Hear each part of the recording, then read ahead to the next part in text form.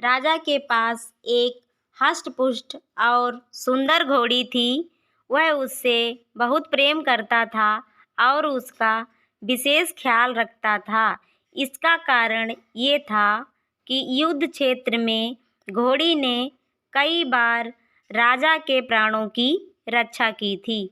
ये घोड़ी की वफादारी थी जिसने राजा का दिल जीत लिया था। घोड़ी ने कई वर्षों तक राजा की सेवा की और पूर्ण वफादार बनी रही। जब उसकी उम्र हो गई तो उसकी जगह उसके बेटे ने ले ली। घोड़ी का बेटा हष्ट-पुष्ट था, मगर उसमें एक कमी थी, वह जन्म से ही काना था।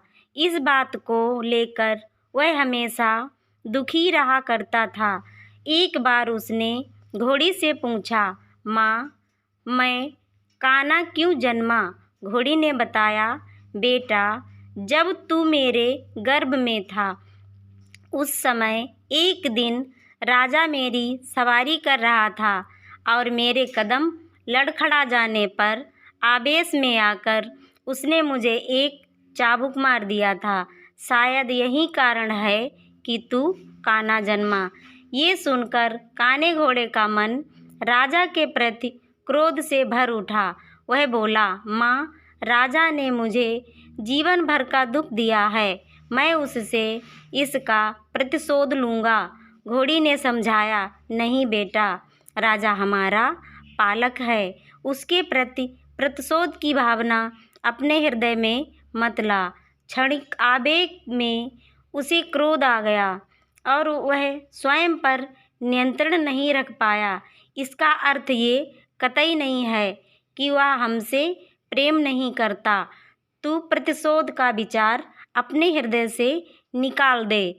माँ के समझाने पर भी काने घोड़े का क्रोध शांत नहीं हुआ। वह राजा से प्रतिशोध लेने का अवसर ढूंढने लगा।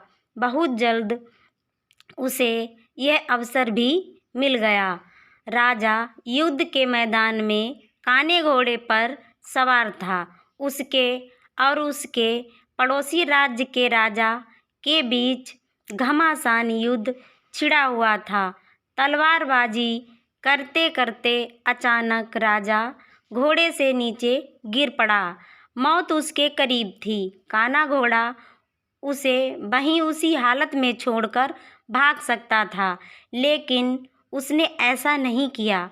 उसने फुर्ती दिखाई और राजा को फिर से अपनी पीठ पर बिठाकर उसके प्राण बचा लिए। वह चकित था कि उसने ऐसा क्यों किया।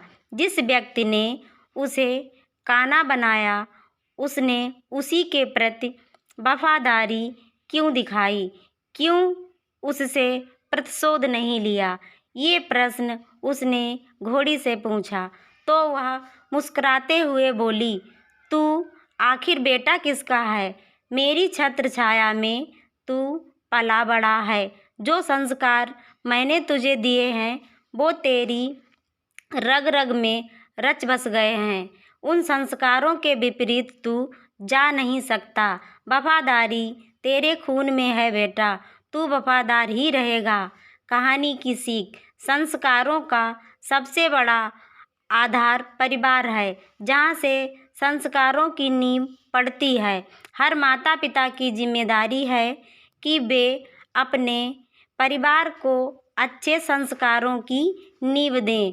अच्छे संस्कारों के परिवार का व्यक्ति संस्कारी बनेगा और अपने कर्मों से समाज में सदा सम्मान पाएगा। यदि मेरी कहानी आपको पसंद आए तो मेरे चैनल को सब्सक्राइब जरूर कीजिए।